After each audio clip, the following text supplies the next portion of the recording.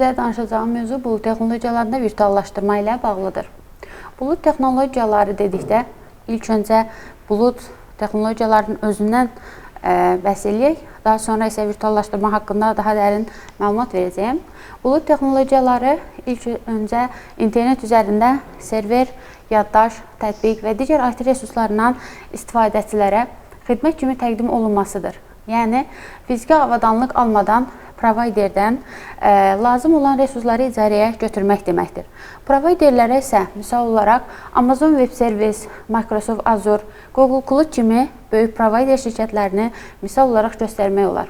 Virtuallaşdırma dedikdə, virtuallaşdırma bulut xidmətlərinin işləməsi üçün ən vacib mexanizmdir. Buludda virtuallaşdırma dedikdə isə fiziki serverlərin resurslarını bir neçə istifadəçi arasında bölərək virtual serverlər, virtual maşınlar, virtual şəbəkələr yaratmaq prosesidir. Yəni, fiziki serverlər dedikdə, fiziki serverlərin resurslarının bir neçə istifadəçi arasında bölünməsindən dedikdə isə, fiziki server resurslarına CPU, RAM, storage kimi necə ki misal göstərmək olur. Bunlar eyni zamanda bulut texnologiyalarında da eyni ilə istifadə olunur və bölünməsinə buludda olan virtuallaşdırma isə fiziki server resurslarının bir neçə istifadəçi arasında bölünərək virtual serverlər, virtual maşınlar, virtual şəbəkələr kimi istifadə olunması prosesidir. Virtuallaşdırma nədir bəs? Virtuallaşdırmanın sırf özünü dedikdə isə fiziki kompüter resurslarını dediyimiz kimi serveri, yaddaşı, şəbəkə, əməliyyat sistemi və s. virtual resurslara çevirmə prosesidir. Yəni, bir fiziki server üzərində birdən çox virtual server, virtual maşın və virtual xidmət işləyə bilər. Üçüncü gündə bulut texnologiyaları ən çox istifadə olunan sahələrdən biridir ki, bilirik ki, bugünkü dövrdə insanlar daha çox fiziki server almaq əvəzinə daha çox bulut texnologiyalarından istifadə edirlər ki, daha çox xərc azalmasının, enerji sərfiyyatının qarşısını almağa və daha çox üstünlüklər təşkil edilməyə səbəb olur. Bulut texnologiyalarında virtuallaşdırma isə bulut texnologiyalarının əsas hissəsidir. Niyə virtuallaşdırma lazımdır?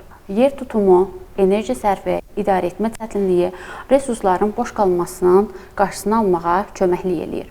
Yer tutumu dedikdə əvvəllər hər tətbiq üçün ayrıca fiziki serverlər çox yer tuturdusa, bugünkü gündə bulut texnologiyalarında istifadə olunarkən, bulut texnologiyalarında virtuallaşdırma olan isə fiziki serverlərin virtuallaşdırmada bir neçə fiziki serverə ayrılır virtuallaşdırma sayəsində və yer tutumunun qarşısı alınır.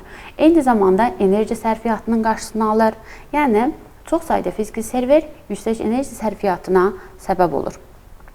Yəni, bugünkü gündə fiziki serverlərdən dediyimiz kimi çox istifadə olunmur artıq.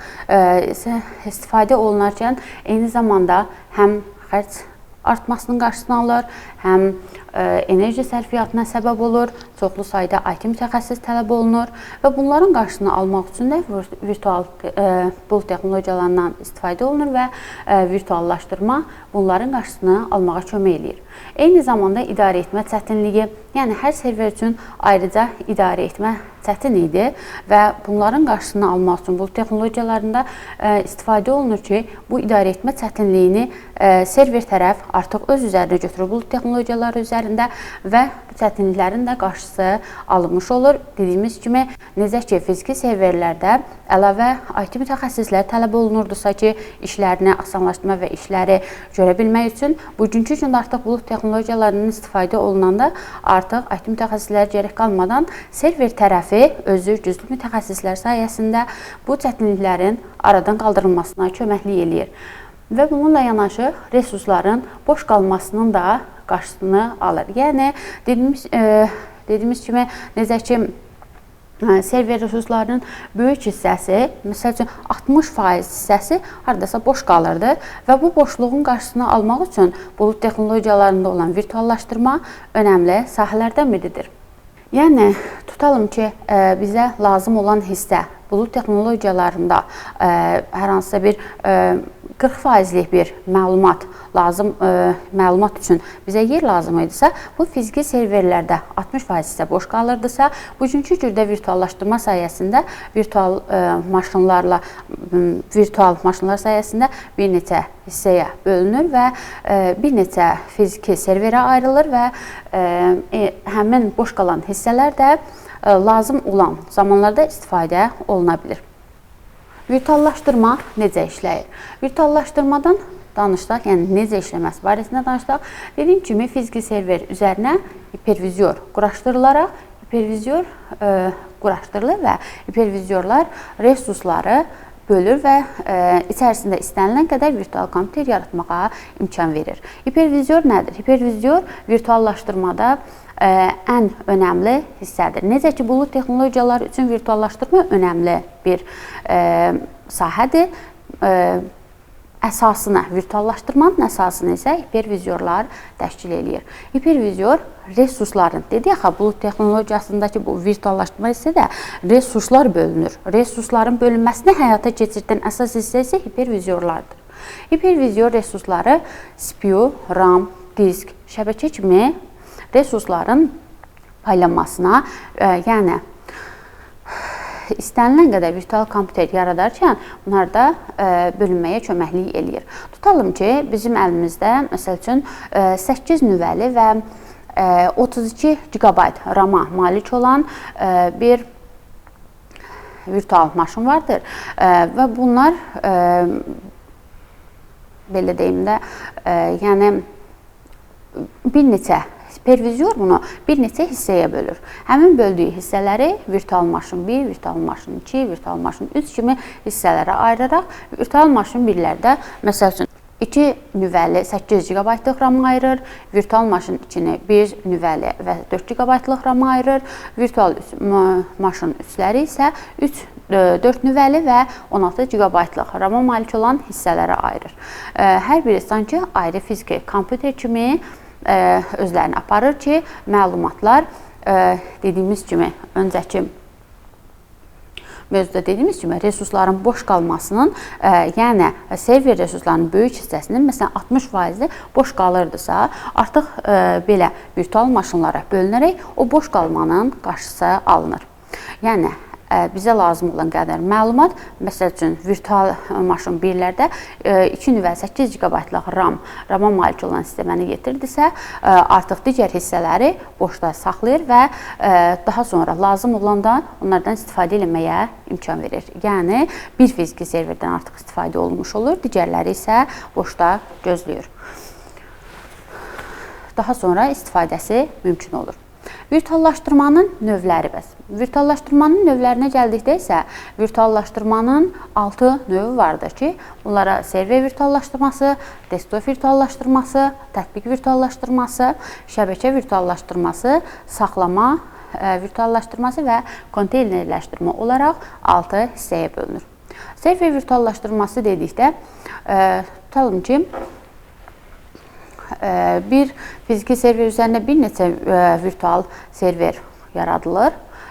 Desktop virtuallaşdırması deyəndə işçilər kompüterlər server üzərində saxlanılır və idarə edilir. Tətbiq virtuallaşdırmasından danışanda adından da göründüyü kimi tətbiqlərin fiziki kompüterdə deyil, serverdə işləməsinə köməklik eləyir. Şəbəkə virtuallaşdırması deyəndə şəbəkə avadanlıqlarının funksiyaları proqram vasitəsilə həyata keçirilir. Yəni, belə deyim də, şəbəkə virtuallaşdırması deyəndə necə şəbəkə avadanlıqları deyilik, şəbəkə avadanlıqlarını misal olaraq switchləri, routerləri misal olaraq göstərmək olar ki, həmin avadanlıqların funksiyaları proqram vasitəsilə artıq bulut texnologiyalarında virtuallaşdırma üzərinə istifadə olunur. Saxlama virtuallaşdırması nədir?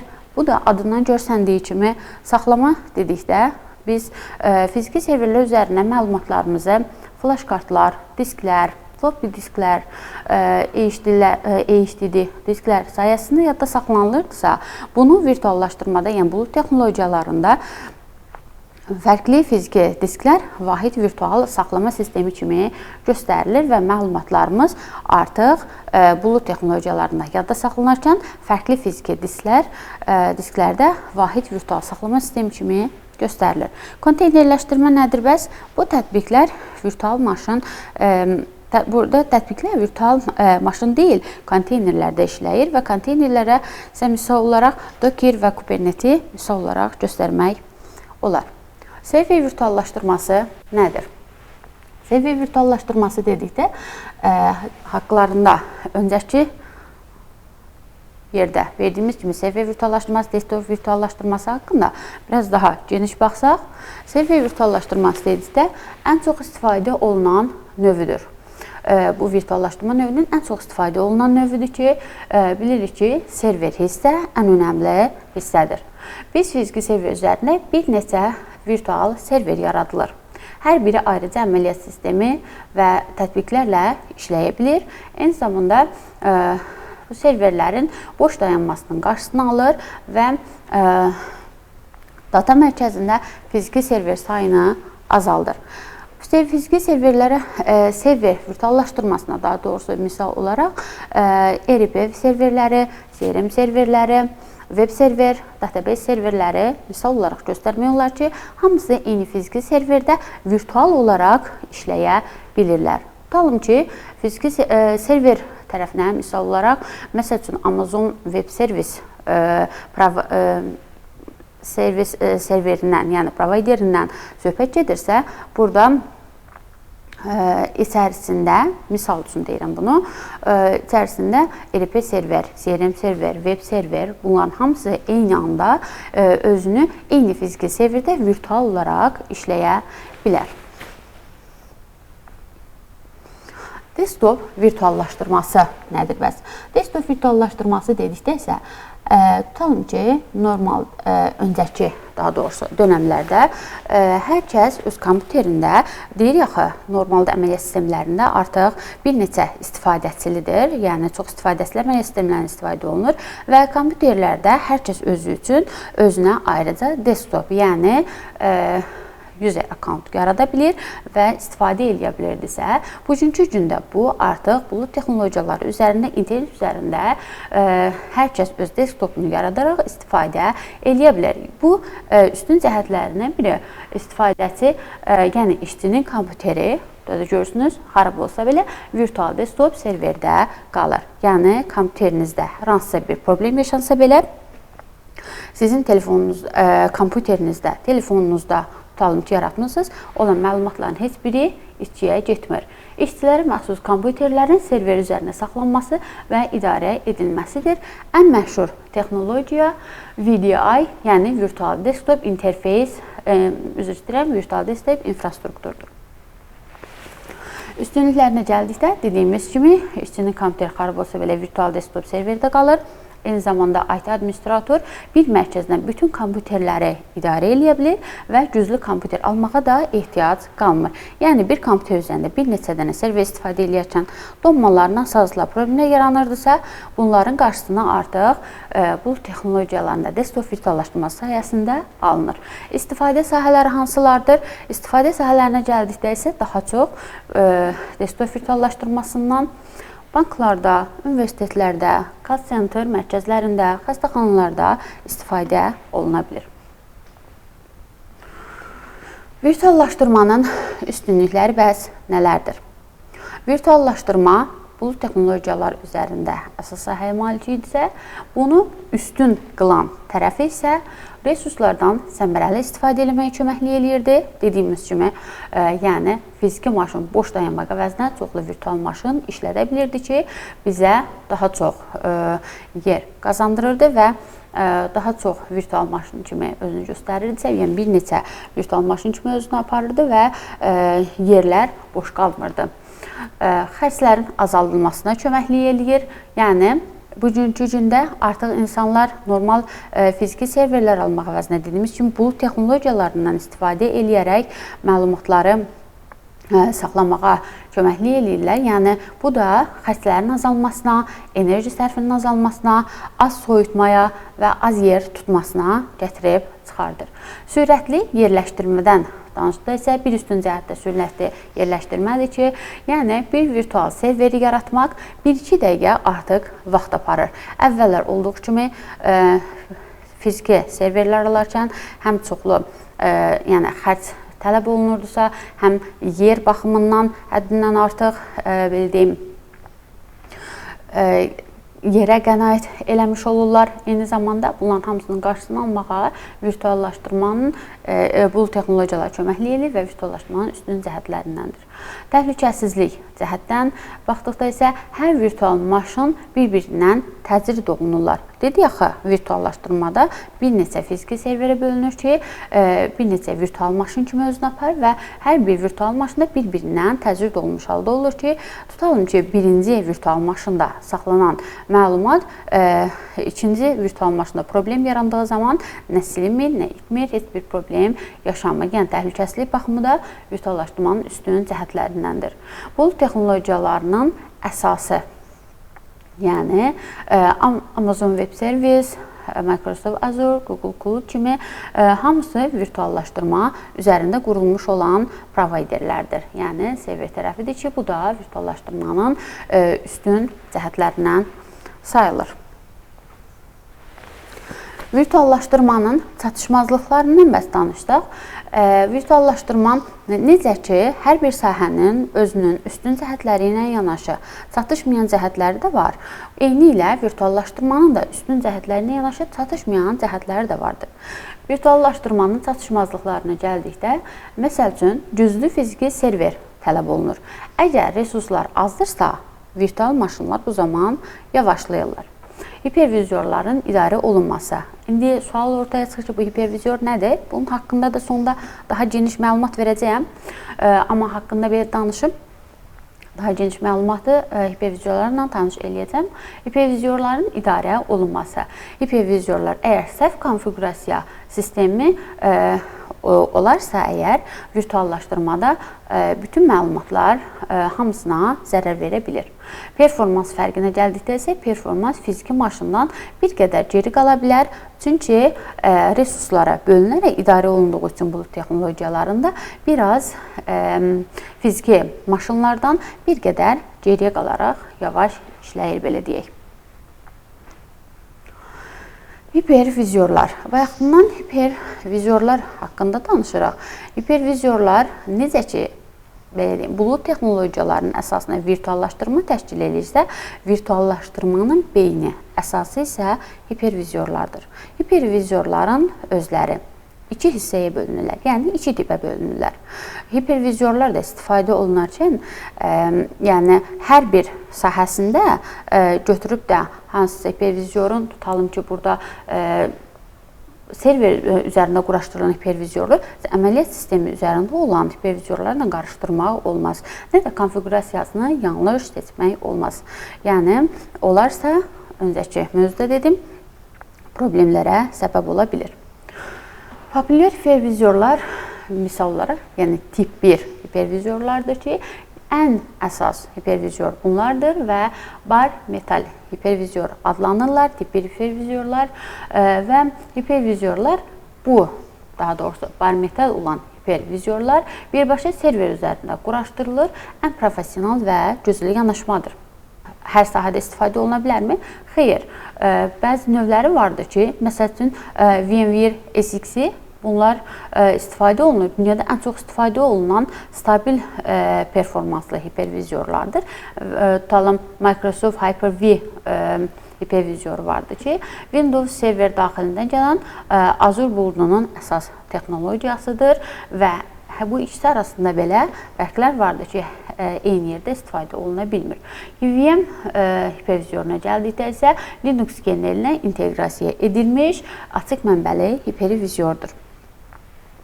Eyni zamanda Xen hipervizyorunu vardır ki, açıq mənbəli Amazon Web Service tərəfindən, bunun özü də Amazon Web Service tərəfindən istifadə edilmiş çox təhlükəsiz bir hipervizyor növüdür. Belə ilk hipervizyorlar, yəni tip 1-ə, yəni bar metala aid olan server üzərində quraşdırılan hipervizyorlara misal olaraq bunları göstərmək olar.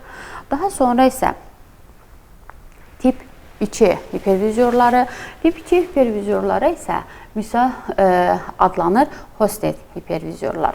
Hosted hipervizyorlar isə əməliyyat sisteminin içində işləyir. Yəni adi kompüterdə istifadə oluna bilər. Tutalım ki, server hissədə istifadə olunan, bizə lazım olan ipvizor varsa, onu əməliyyat sistemində olan ipvizorla qarışdırmaq olmaz. Əməliyyat sistemlərində içində işləyən ipvizorlara isə misal olaraq VirtualBox-u, VMware Workstation Fusion-u, paralel desktopları olan ipvizorları misal göstərmək olar. VirtualBox-lar pulsuz, tədris və test üçün ən çox istifadə edilən hipervizorlardır. VMware Workstation Fusion isə daha stabil və sürətli, peşəkar istifadəçilər üçün ideal olan bir hipervizordur. Paralel desktop olan hipervizorlar isə Mac üçün, yəni macOS istifadəçiləri üçün nəzərdə tutulmuş Windows Mac-da işlədilir. Virtuallaşdırma bulut texnologiyalarının təməl daşıdır. Hipervizorlarsa bulut texnologiyalarının beyni, yəni əsası sayılır.